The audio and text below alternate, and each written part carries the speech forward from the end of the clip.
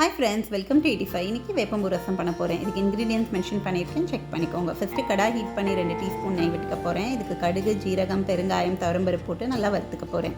ரொம்ப healthy and டேஸ்டியான ஒரு ரசம் இது, கண்டிப்பாக ட்ரை பண்ணுங்கள். வேப்பம்பூவில் ஜென்டலாகவே நிறையா குப்பை இருக்கும், ஸோ நல்லா வாஷ் பண்ணிவிட்டு ட்ரை பண்ணிவிட்டு எடுத்துட்டுருக்கேன். இப்போ இதுக்கு பச்சை மிளகா, வத்த மிளகா, கருவேப்பிலை, தக்காளி எல்லாத்தையும் போட்டு அதையும் ஒரு வாட்டி சாட்டே பண்ணிக்கலாம். இதுக்கு இப்போ 1/2 கப் புளி தண்ணி, 1/2 கப் தண்ணியும் விட்டுக்க போகிறேன். 1/4 டீஸ்பூன் மஞ்சள் பொடி, தேவைக்கேற்ற உப்பு போட்டுக்கலாம்.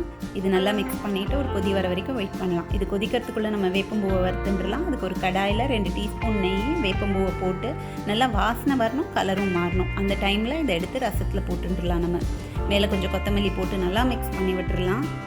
இப்போ ஸ்டவ் ஆஃப் பண்ணிடலாம். நம்ம ஹெல்த்தி அண்ட் டேஸ்டியான ரசம் ரெடி.